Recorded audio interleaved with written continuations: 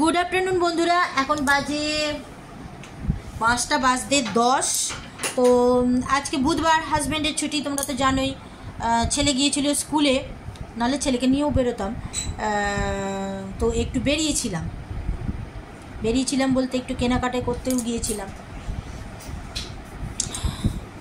তো কী কেনাকাটা করেছি চলো তোমাদের সাথে শেয়ার করি। এই দেখো, এখানে একটা বিছানার চাদর নিয়েছি বাটিক প্রিন্টের। আসলে এই বাটিক প্রিন্টের চাদরটা তোমরা দেখেছো, এই বাটিক প্রিন্টের চাদরটা আমার হাজব্যান্ডের আর আমার ছেলের এত পছন্দ হয়েছে, এত সফট, শুয়ে আরাম। এটা আজকে কাচা হয়েছে, তো সেই কারণে আরও বাটিক প্রিন্টের চাদর কিনতে গিয়েছিল। বললো বাটিক প্রিন্টের চাদর কিনতে যাব, চলো বলতে এই বাটিক প্রিন্টের চাদরটা নিয়েছে বিভিন্ন, মানে এর বিভিন্ন দাম। এইটা নিয়েছে 420 টাকা শুধু চাদর।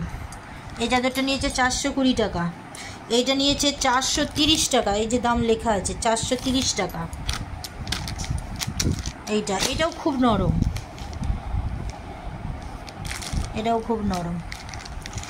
এটাও আমার দেখে পছন্দ হলো। ও আর একটা বাটিক প্রিন্টের চাদর নিচ্ছিল, আমি বললাম এত বাটিক প্রিন্টের চাদর কী হবে, একটা আছে আবার এই দুটো নিয়েছে, সেই কারণে আমি বললাম এইটা নিতে। এইটা আমার বেশ পছন্দ হয়েছে আর এই একটা বাটিক প্রিন্টের চাদর, এইটা নিয়েছে 600 টাকা। এই যে 600 টাকা। এটা আরেকটু বড়, কিং সাইজের বলছে, এটা একটু বড় আর জিনিসটাও ভালো, কাপড়টাও আরও ভালো আর কি। তো এই 3টে বিছানার চাদর নিয়েছি। বিছানার চাদরও তো খুবই পছন্দ করে। এই তো মাসখানেক আগে 6টা কিনেছি। আর কিনেছি ছেলের ব্যাগ।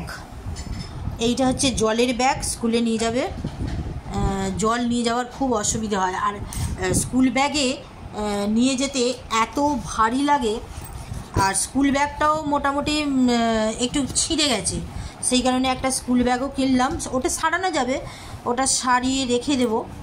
আর এই স্কুল ব্যাগটা কিনলাম, এটা ওটার থেকে আরও বড় না রে? হ্যাঁ, ওই ব্যাগটার থেকে এই ব্যাগটা আরও বড় না? এই ব্যাগটা আরও বড় ওই ব্যাগটার থেকে।